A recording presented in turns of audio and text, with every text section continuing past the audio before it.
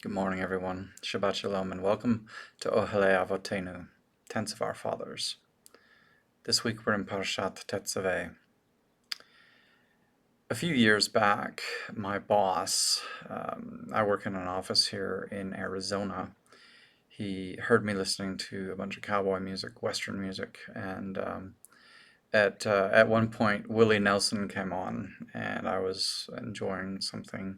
I don't even remember the song, but um, he asked me. I mean, the man's from Texas, my boss. He asked me, how much I knew about Willie. His history, where he's from, where he was born. All that kind of stuff. And I said, not much actually. And so he replied with, all hat and no cattle, right?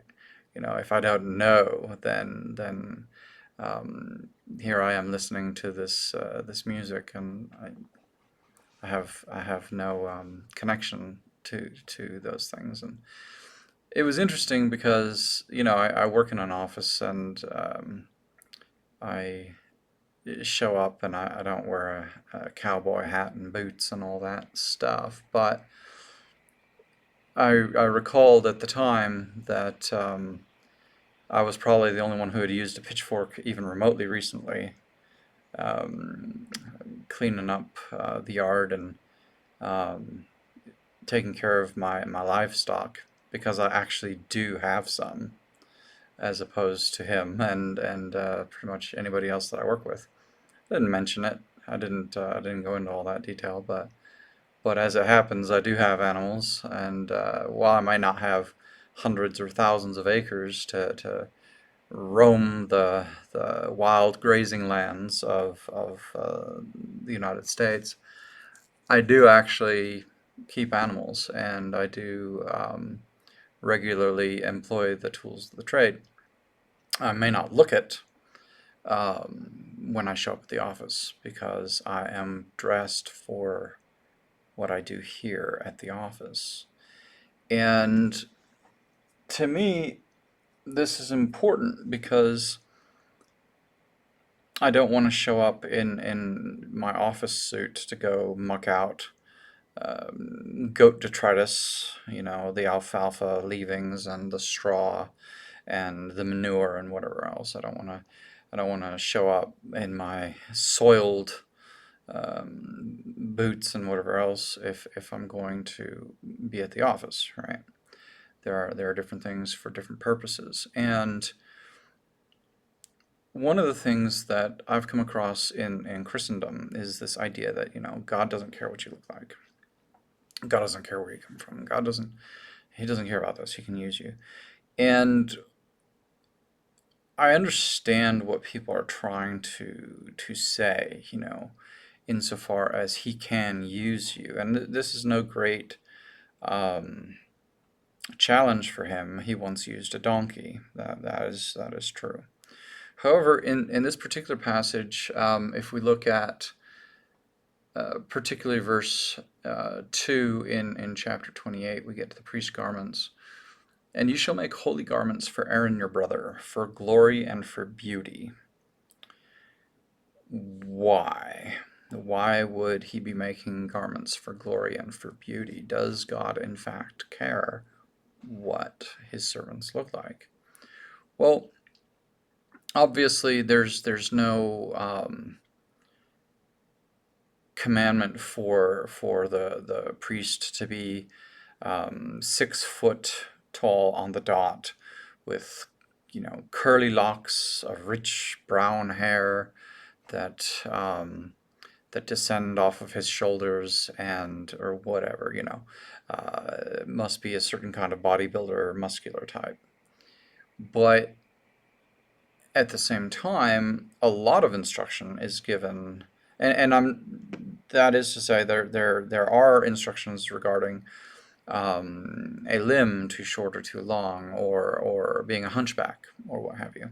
So there are some physical requirements, but a lot of the requirements when it comes to beauty has to do with what he is dressed as, and how he is adorned.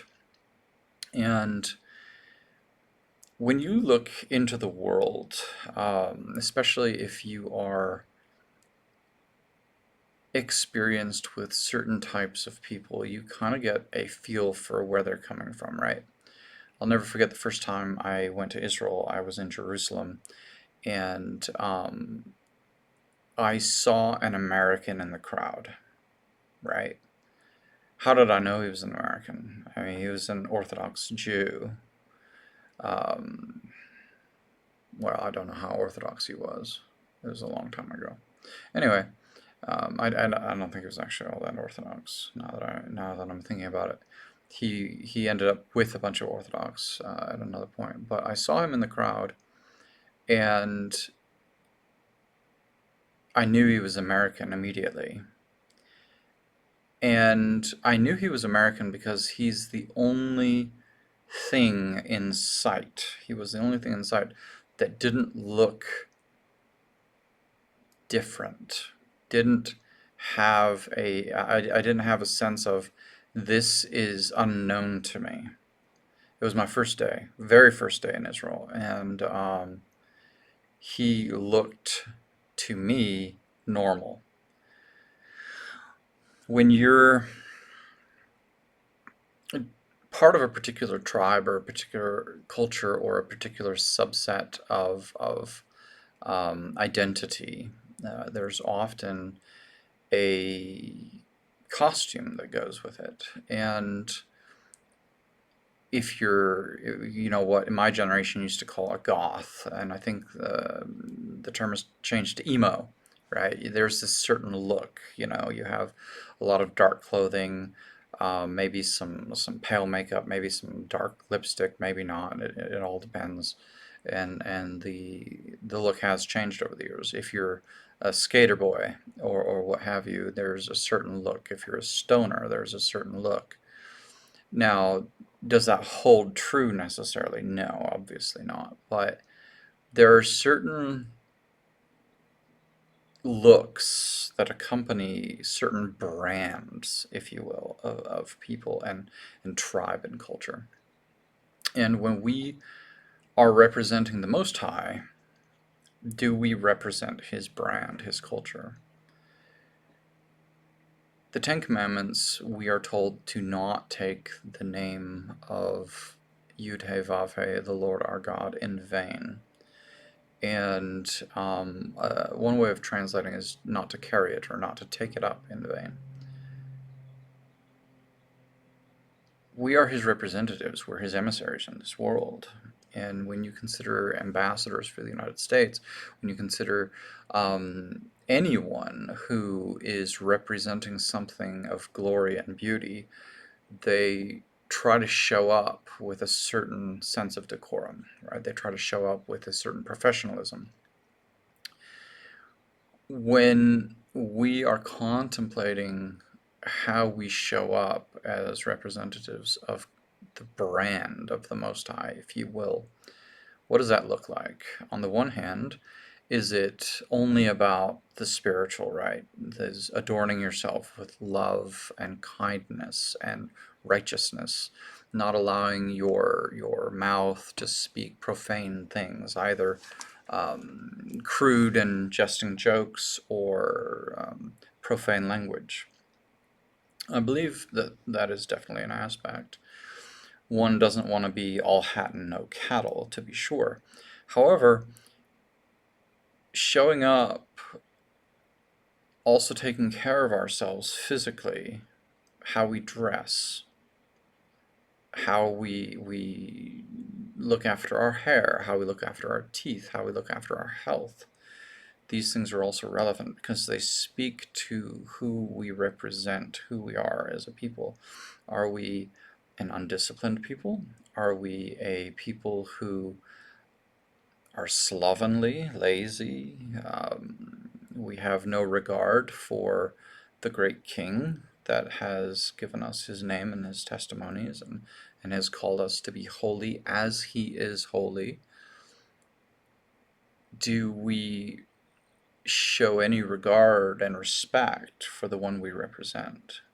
If we do, on the one hand, we shouldn't be all hat and no cattle. It's not a costume, right? It's not simply about dressing up in the costume and meta language of your church or your synagogue or your whatever. Are we supposed to wear tzitziot with a thread of blue? Sure. But if you're doing that and you are not living a lifestyle of righteousness according to his mitzvot, it's a costume. You're play acting. And that is not right. When we are representing the Most High, he is a great and worthy king. I would know what an emo person is just by looking at them. I would know what a skater boy or whatever is just by looking at them. You can see various sects of Judaism and Christendom and whatnot just by looking at them. And some of it is the outfit. Some of it is the way they say things, the way they do things. For us, as we contemplate what it is it a particular set of clothing or is it a particular set of mannerisms? It's some of that, but it's more than that. It's about who he is, reflecting the nature of his character into the world. And that character should be taken seriously and it should be respected. And if we are going to be his representatives, if we're going to be his ambassadors to the world, do people see us and know that we take that seriously? Do they see us and know? Not because we're trying to be more righteous or we're trying to have some sort of a snooty religious attitude with them, but when you're dating someone and they tell you, I don't care what you look like today. I love you so much. Okay, is that true? Sure. But do you still want to dress up nice for the date? Right? Do you want to adorn yourself in fine clothing for your wedding? Do you want to show up with brushed teeth, combed hair, wearing deodorant, right? Do you want to make sure your nails are done if you're a woman? Make sure that maybe you've been on a diet or whatever so you can fit into that outfit and look your best. Why? Because it's important, because it's special. Not because you're sitting there and fulfilling some sort of burdensome obligation, but because there's something in you that delights to respect the thing you care about.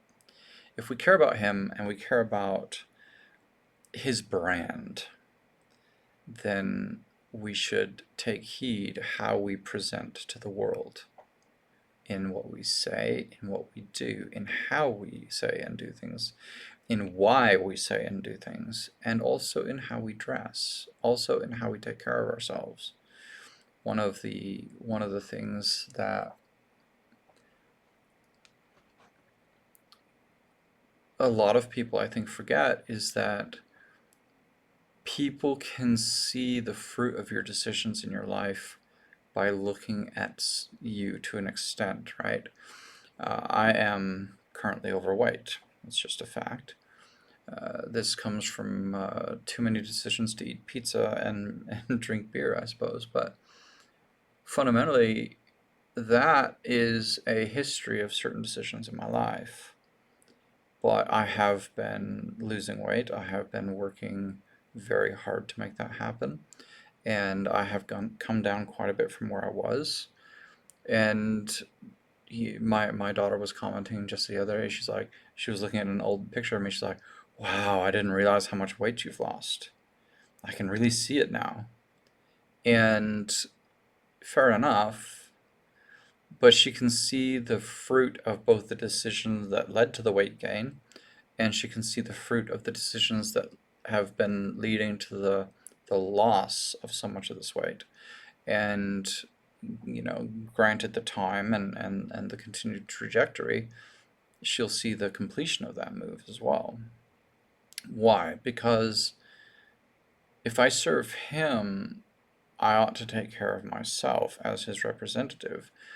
If people look at me and say, well, that man's overweight, clearly he's an undisciplined individual, well, how are they going to take anything I have to say seriously? And fair enough. Fair enough. So while I do still have weight, the weight is moving in the right direction because the discipline has increased. The yard is cleaner and tidier in spite of the goats because the discipline has increased. The trees are flourishing and growing, and the the land is greener because I worked hard on the irrigation canal and the various things. So the fruit of the discipline is evident in your life, as well as the fruit of the lack of discipline. And what you present as to the world, be it overweight, be it um, just not washing your clothes or wearing deodorant or brushing your teeth or whatever, having a messy car all the time, just driving around in a trash can on four wheels, right? These things speak about who you are and who you represent.